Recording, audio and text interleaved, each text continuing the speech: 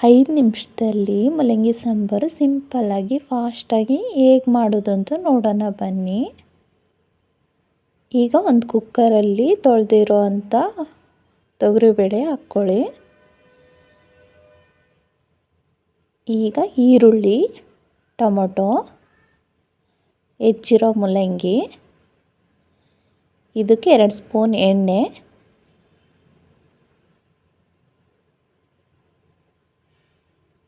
ಒಂದು ಸ್ವಲ್ಪ ಅರಿಶಿನ, ಈ ಲೋಟದಲ್ಲಿ 2 ಲೋಟ ನೀರು ಹಾಕ್ಕೊಳ್ಳಿ.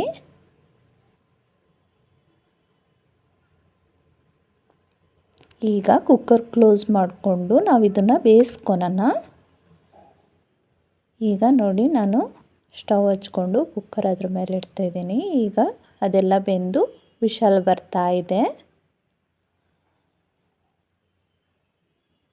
ನೋಡಿ, ಎಲ್ಲ ಬೇಯಿಸ್ಕೊಂಡಾಯಿತು. ಇದಕ್ಕೆ ಈಗ ನಾವು ಐಟಮ್ಸ್ ಹಾಕೋದಿದೆ, ಹಾಕ್ಕೊಂಬಿಡೋಣ. ಈಗ ಖಾರದ ಪುಡಿ, ಸಾಂಬಾರ್ದಿಟ್ಟು,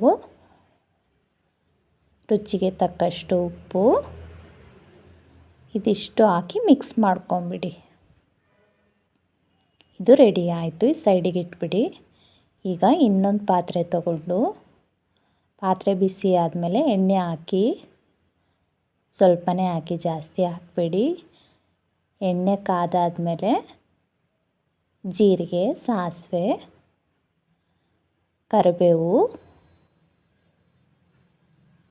ಮೆಣಸಿನ್ಕಾಯಿ, 1 ಮೆಣಸಿನಕಾಯಿ, ಒಣ ಮೆಣಸಿನ್ಕಾಯಿ ಹಾಕಿ ಈಗ ಇದನ್ನು ಚೆಂದ ಬೇಯಿಸ್ಕೊಳ್ಳಿ.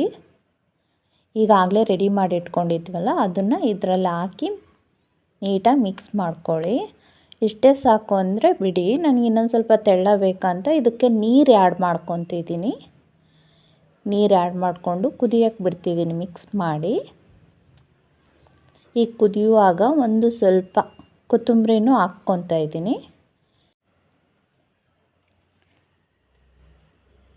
ಈಗ ಇದು ಕ್ಲೋಸ್ ಮಾಡ್ತಿದ್ದೀನಿ. ಕ್ಲೋಸ್ ಮಾಡಿ ಕುದಿಯೋಕ್ಕೆ ಬಿಟ್ಬಿಡಿ. ಸಾಂಬಾರು ಎಷ್ಟು ಕುದಿಯೋಕ್ಕೆ ಬಿಡ್ತೀರೋ ಅಷ್ಟು ಚೆನ್ನಾಗಾಗುತ್ತೆ. ಹಂಗಾಗಿ ನಾನಿಲ್ಲಿ ಒಂದು 10ರಿಂದ 15 ನಿಮಿಷ ಅಂತೂ ಕುದಿಸ್ಕೊತಾ ಇದ್ದೀನಿ. ಮೀಡಿಯಮ್ ಫ್ಲೇಮಲ್ಲಿ ಕುದಿಸ್ಕೊಳ್ಳಿ. ಸಾಂಬಾರು ತುಂಬ ಟೇಸ್ಟ್ ಬರುತ್ತೆ. ನೋಡಿ, ಈಗ ಸಾಂಬಾರು ರೆಡಿ. ನಾನು ಸರ್ವ್ ಮಾಡ್ತಾಯಿದ್ದೀನಿ. ನೋಡಿ, 5 ನಿಮಿಷದಲ್ಲಿ ಫಾಸ್ಟಾಗಿ ಹಳ್ಳಿ ಸ್ಟೈಲು ಅನ್ಬೋದು ಈ ಸಾಂಬಾರನ್ನ. ಅನ್ನದಲ್ಲಿ ಸರ್ವ್ ಮಾಡಿ ತೋರಿಸ್ತಾ ಇದ್ದೀನಿ. ಸೂಪರಾಗಿದೆ. ಬಿಸಿ ಮೂಲಂಗಿ ಸಾಂಬಾರು ರೆಡಿ ಆಯಿತು. ಈ ವಿಡಿಯೋ ಇಷ್ಟ ಆಗಿದ್ದರೆ ಸಬ್ಸ್ಕ್ರೈಬ್ ಮಾಡಿ ಪ್ಲೀಸ್.